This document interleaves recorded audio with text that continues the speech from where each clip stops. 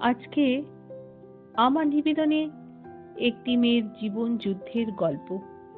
গল্পটির নাম জুহু বিচের সেই মেয়েটা। গল্পটি লিখেছেন লেখক প্রফুল্ল রায়। জুহু বিচের বাদামি বালি মাড়িয়ে মাড়িয়ে হেঁটে যাচ্ছিলেন অবনীশ। পৃথিবীর এই লংগেস্ট বিচ অর্থাৎ দীর্ঘতম বেলাভূমি 4-5 মাইল দূরে ভার্সোবা পর্যন্ত চলে গেছে। কোথাও একটুও না থেমে অবনীশ সোজা ভার্সোবা পর্যন্তই যাবেন। সেখানে 8 ঘন্টা জিরিয়ে আবার বিচের উপর দিয়ে হাঁটতে হাঁটতে ফিরে আসবেন। অবনীশ কলকাতার একটি বিরাট পাবলিক লিমিটেড কোম্পানির ফিনান্স ডিরেক্টর। তার বয়স 50-এর কাছাকাছি। শরীরে 1 গ্রাম বাজে চর্বি নেই। টান টান সমুন্নত চেহারা, নাক মুখ ধারালো, গায়ের রং টকটকে। জুলফি এবং ঘাড়ের কাছে কয়েকটা চুলকে উপর তার করে দেওয়া ছাড়া সময় তার উপর কোনো আঁচড় কাটতে পারেনি। হঠাৎ তাকে দেখলে যুবক বলেই মনে হয়।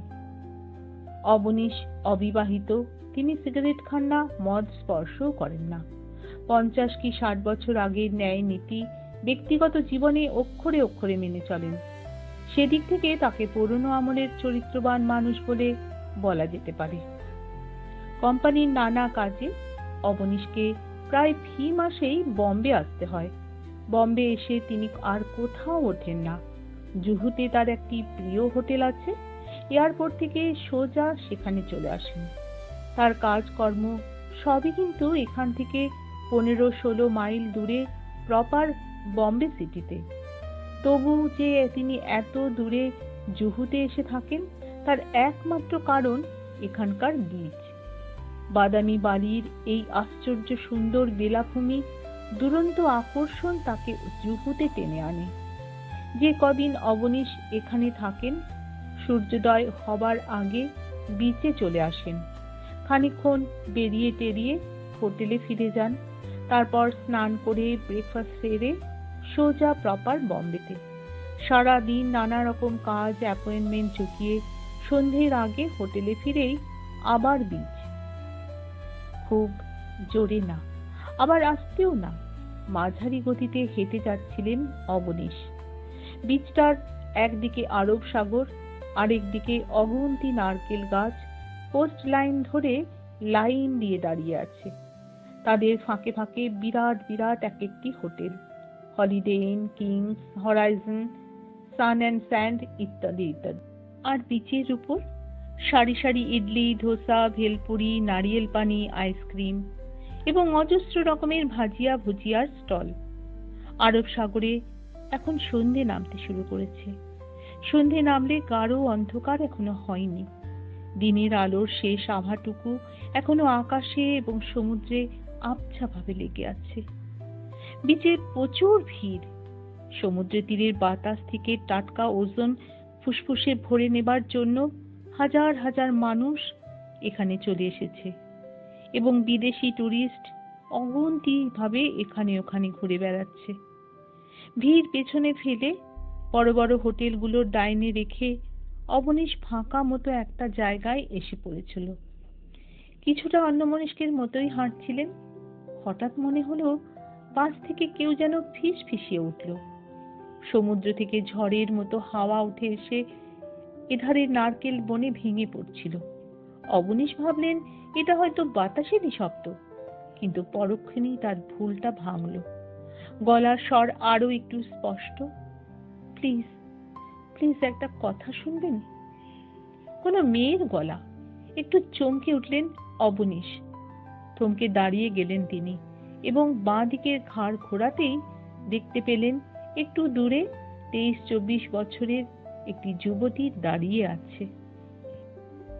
পেছন দিকের একটা বিরাট 20-22 তলা হোটেল থেকে খানিকটা আলো এখানে এসে পড়েছিল। সেই জন্য মেয়েটাকে মোটামুটি দেখতে পাওয়া যাচ্ছে। তার গায়ের রং বেশ ফর্সা, মুখ ডিমের মতো লম্বাটে, লালচে চুল ঘাড় পর্যন্ত ছাটা, চোখ দুটো ঘন পালকে ঘেরা এবং ভাসা ভাসা। তবে স্বাস্থ্য ভালো নয়, বেশ রোগা সে। এই বয়সে তার শরীর ভেঙে যেতে শুরু করেছে। তাকে দেখলে প্রথমে যে কথাটা মনে পড়ে তা হলো জীবন যুদ্ধ। মেয়েটার পরনে খেলো কাপড়ের স্কার্ট আর ব্লাউজ, ঠোঁটে গালে নখে সস্তা দামের রং, পায়ে আধ পুরনো স্লিপার, গলায় বিদের হার ছাড়া সারা গায়ে আর কোনো গয়না টয়না নেই। তাকালেই টের পাওয়া যায় মেয়েটা গোয়ার খ্রিস্টান। তার পা থেকে মাথা পর্যন্ত দ্রুত এক পলক দেখে নিয়ে রুক্ষ কঠিন গলায় অবনীশ জিজ্ঞেস করল, কি চাই? ইংরেজিতেই বললেন তিনি, কেননা মেয়েটি ওই ভাষাতেই কথা বলছে। মেয়েটা উত্তর দিল না, ঘাড় নিচু করে ভীতভাবে দাঁড়িয়ে থাকলো। আবার স্লিপারের ডগা দিয়ে আস্তে আস্তে বিচের বালি আঁচড়াতে লাগলো। গলার স্বর আরো রুক্ষ করে এবার ধমকে উঠলেন অবনীশ, কি হলো, চুপ করে রইলে যে? মেয়েটা চমকে উঠল যেন, তারপর ভয় ভয় বলল, আমার 50 টাকা চাই। ভুরু কুঁচকে চোখের দৃষ্টি মেয়েটার উপর স্থির করলেন অবনীশ। আগের স্বরেই বললেন, তোমাকে টাকা দেব কেন? মেয়েটা ভালো ইংরেজি জানে না, তার প্রতিটি কথায় গন্ডা গন্ডা ভুল, তবু সে যা বলতে চায় মোটামুটি বোঝা যাচ্ছিল। মেয়েটা এবার বলল, টাকাটা আমার খুব দরকার। তোমার দরকার বলে আমাকে দিতে হবে? টাকাটা একেবারে খালি হাতে নেব না, তার বদলে আমিও কিছু দিতে পারি। কি দেবে তুমি? হ্যাঁ, কি দেবে? মেয়েটা অবনীশের দিকে তাকাতে পারছিল না। নিজের পায়ের কাছে চোখ রেখে ফিসফিসিয়ে বলে উঠল, একটু আনন্দ। অবনীশ ঝাপসা ভাবে কিসের একটা সংকেত পাচ্ছিলেন। বললেন, তার মানে? মেয়েটা বলল, আমার এই শরীরটা রয়েছে, এটা। এই পর্যন্ত বলে হঠাৎ থেমে গেল। এতক্ষণে গোটা ব্যাপারটা অবনীশের কাছে পরিষ্কার হয়ে গেল। তার শিরদাঁড়ার মধ্যে দিয়ে ঠান্ডা স্রোতের মতো কিছু একটা নেমে গেল যেন। তিনি শুনেছেন জুহু বিচে অগুন্তি কলগার্ল বা এই জাতীয় মেয়েরা জীবাণুর মতো ঠিক ঠিক করতে থাকে। তবে বছরে 10 বার করে, গত 10 বছরে কম করে 100 বার তিনি এই বিচে এসেছেন, কিন্তু এরকম কোনো মেয়েকে তিনি তার সামনে কোনোদিনও এসে দাঁড়াতে দেখেননি। এদের সম্পর্কে অবনীশ যা শুনেছিল তার সঙ্গে এই মেয়েটির কিছুই প্রায় মেলে না। মেয়েটি খুব নম্র আর ভীতু, খুব সম্ভব লাইনে নতুন এসেছে। অবনীশ চাপা গলায় বললেন, আমি তোমাকে পুলিশে হ্যান্ডওভার করব। মেয়েটি শিউরে উঠল যেন, তারপর বলল, আপনাকে বিরক্ত করছি, নিশ্চয়ই আপনি পুলিশ ডাকতেই পারেন, কিন্তু সন্ধেবেলার বেড়ানোটায় বাধা পড়ায় অবনীশ বিরক্ত হচ্ছিলেন, অসন্তুষ্ট হচ্ছিলেন এবং খুবই রেগেও যাচ্ছিলেন। তবু মেয়েটাকে এক ধরনের নোংরা পোকার মতো গা থেকে ঝেড়ে ফেলতে পারলেন না। বললেন, কিন্তু কি?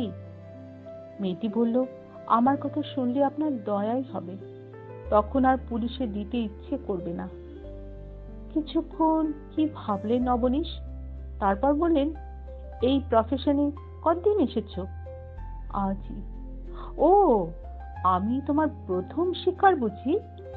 মেয়েটি চুপ করে রইল। হঠাৎ কি হয়ে গেল অবনীশের? এতদিনের নীতি বোধ তোদের কথা আর মনে থাকলো না। দারুণ এক কৌতূহল আচমকা তাকে পেয়ে বসলো যেন। বললেন, এসো আমার সঙ্গে, আমি তোমার কথা শুনবো। মেয়েটি ভীতু স্বরে বলল, কোথায় যাব? গেলেই বুঝতে পারবে। আপনি আমাকে কি সত্যি সত্যি পুলিশের হাতে দেবেন? সেটা তোমার উপর নির্ভর করছে। একরকম জোর করেই চরিত্রবান এবং দুর্দান্ত নীতিবাগীশ অবনীশ জুহু বিচের একটা বাজে মেয়েকে নিয়ে সোজা ওই তার 5 স্টার হোটেলে চলে এলেন। রিসেপশনিস্ট থেকে শুরু করে হোটেলের স্টুয়ার্ড, বয়, বেয়ারা অবনীশের সঙ্গে একটা মেয়েকে দেখে চমকে উঠল। 10 বছরে এই হোটেলে তিনি নিয়মিত আসছেন, কিন্তু কোনোদিনও তার সঙ্গে কোনো মেয়েকে দেখা যায়নি। সবাই জানে এসব ব্যাপারে তিনি ভয়ানক পিউরিটান। অবনীশ কোনো দিকে তাকালেন না, মেয়েটিকে নিয়ে সোজা লিফটে ঢুকে পড়লেন। তারপর 14th ফ্লোরে, তারপর তার সুইটে। মেয়েটি ভীষণ কাঁপছিল। বোঝা যাচ্ছিল এরকম পশ হোটেলে তার আসার অভ্যেস নেই। একটা ডিভান দেখিয়ে অবনীশ বললেন, বসো। ডিভানটা কাঁচের জানলার ধার ঘেঁষে, তার পাশেই সোফা টোফা সাজানো রয়েছে। মেয়েটা নিজেকে গুছিয়ে নিয়ে ডিভানের উপর জড়সড় হয়ে বসল, আর অবনীশ তার মুখোমুখি একটা সোফায় বসলেন। এখান থেকে দূর ঝাপসা ভাবে রাতের আরব সাগর দেখা যাচ্ছে, আর জানলার নিচের দিকে তাকালে হোটেলের সুইমিং পুল চোখে পড়বে। অবনীশ সমুদ্র বা সুইমিং পুল কোনো দিকেই তাকালেন না। স্থির নিষ্পলকে মেয়েটিকে দেখতে দেখতে জিজ্ঞেস করলেন, তোমার নাম কি? মেয়েটি বলল, জুনি। আজ আমার গল্পের এই পর্যন্তই থাক। অবনীশ কি শেষ পর্যন্ত জুনিকে পুলিশের হাতে তুলে দিয়েছিল? জানতে হলে আগামীকালের শেষ পর্বে তোমাদের আমার গল্প পাঠ শুনতে হবে। ততক্ষণে শুনতে থাকো জুহু বিচের সেই মেয়েটার জীবন যুদ্ধের কাহিনী।